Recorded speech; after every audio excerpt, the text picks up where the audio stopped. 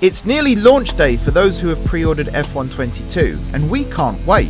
Having played a preview build of the game for a number of weeks now, we here at Racing Games are sure fans are really going to like this year's entry.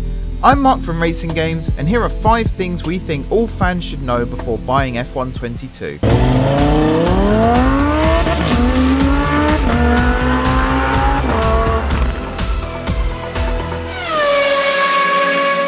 Firstly, yes, the cars are new, and they drive very differently to any car we've used in an F1 game before.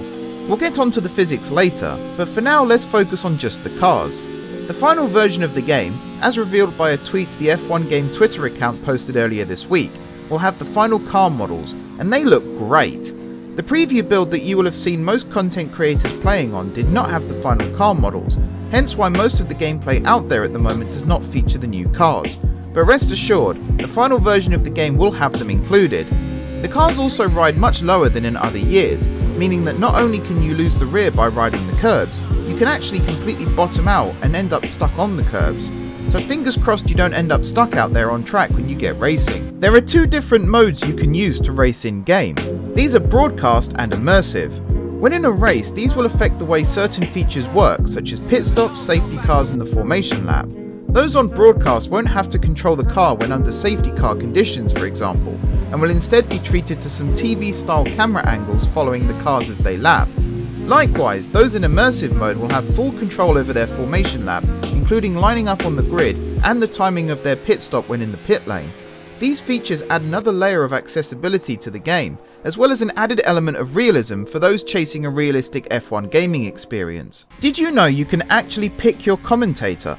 That's right, for the first time you can pick your race commentator in-game from a long list of commentators.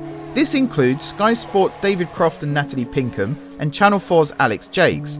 For those around Europe, other options include Sasha Roos, Jack Villeneuve and Jean-Eric Verne. So you really will be able to tailor your race weekend to be the exact experience that you want. The race weekend now comes in 3 different formats. This includes Standard, Authentic and Sprint and Race.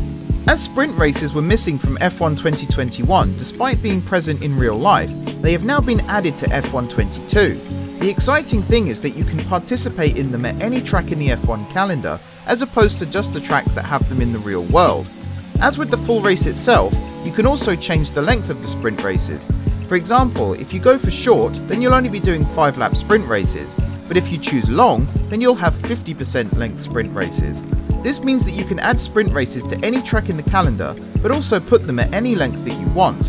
That's some neat customization right there. The handling this year is also very different.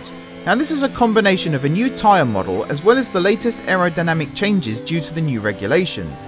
For the first time in a long time, there has been a large change between F1 games in the way the cars themselves behave. For example, this will largely play out on the curbs. On the whole, the cars are lower and have a stiffer sidewall on the tyre. This leads to 2 possibilities. You can now beach your car completely, leaving you stranded, like we said earlier, and curbs will also be far less forgiving from now on. Anyone watching the Canadian Grand Prix last weekend will have seen how much these new cars bounced over the curbs on the final 2 corners. Likewise, when exiting a corner, you'll notice a fair amount of oversteer. Primarily, this will have you having to tweak your setup further, or just watch your throttle as you exit a corner. So those are 5 things that we think you should know about F1 22 before buying. Will you be buying the game? Let us know in the comments below. For now though, thanks for watching. I've been Mark from Racing Games. Please like and subscribe to stay updated with all things F1 22, and now I'm off to see if these car models really are all that accurate. I've got my measuring tape ready. Let's go check some cars.